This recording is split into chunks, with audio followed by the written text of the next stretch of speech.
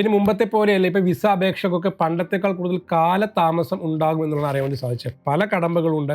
Biometric പോലെയുള്ള പല കടമ്പകളും കൊണ്ടൊക്കെ അപ്രൂവ് ആക്കാൻ വേണ്ടി ഒരുപാട് സാധ്യതകൾ, ഒരുപാട് സമയം ചെലവഴിക്കുന്നുണ്ട്. അതുകൊണ്ട് തന്നെ മുമ്പത്തെ പോലെ വിസ അപേക്ഷകൾ ഉടനെ കിട്ടുന്ന ഒരു സിറ്റുവേഷനിലല്ല ഇപ്പോൾ ഉള്ളത് എന്നുള്ളതാണ്. പല ഘട്ടങ്ങളും ചെക്ക് ചെയ്തിട്ട് ഫിൽട്ടർ ചെയ്ത് മാത്രമേ വിസ ഇപ്പോൾ അപ്രൂവ് ആയിട്ട് കിട്ടുന്നുള്ളൂ. ഇപ്പോൾ മതിയായിട്ട് ഡോക്യുമെൻറ്റുകൾ മിസ്സായിട്ടൊക്കെ നിങ്ങൾ വിസ റെഫ്യൂസ് ആയി കഴിഞ്ഞാൽ നിങ്ങൾക്ക് വീണ്ടും അത് പുനഃപരിശോധനയ്ക്ക് വേണ്ടി സമർപ്പിക്കുന്നതിൽ വലിയ കുഴപ്പമുണ്ടെന്ന് തോന്നുന്നില്ല കേട്ടോ. പക്ഷേ നിങ്ങൾ എന്തെങ്കിലും തെറ്റായിട്ടുള്ള ഗവൺമെൻറ്റിന് അല്ലെങ്കിൽ ഹോം ഓഫീസിനെ തെറ്റിദ്ധരിപ്പിച്ചിട്ടുള്ള വല്ല ഡീറ്റെയിൽസും വെച്ചിട്ടുണ്ട് എന്ന് അവർക്ക് മനസ്സിലായി കഴിഞ്ഞാൽ വിസ ബാൻ ലഭിക്കാൻ സാധ്യത. അപ്പോൾ നിങ്ങൾ വിസ അപേക്ഷകൾ സമർപ്പിക്കുന്നതിന് മുൻപ് എന്തൊക്കെയാണ് ശ്രദ്ധിക്കേണ്ടത് വെച്ചെങ്കിൽ അതാണ് ഞാൻ ഇപ്പോൾ ഇന്നത്തെ വീഡിയോയിൽ ജസ്റ്റ് ചെറുതായിട്ട് കുറച്ച് കാര്യങ്ങൾ പറഞ്ഞത്. ഈ വീഡിയോ ചെയ്യാനുള്ള കാരണം നമ്മളൊരു സബ്സ്ക്രൈബർ ചോദിച്ച ഒരു ക്വസ്റ്റ്യൻ്റെ ആൻസർ ആയിട്ടാണ് കേട്ടോ. അപ്പോൾ എനിക്ക് അറിയാവുന്ന കുറച്ച് കാര്യങ്ങൾ പെട്ടെന്ന് പറഞ്ഞു എന്ന് മാത്രം.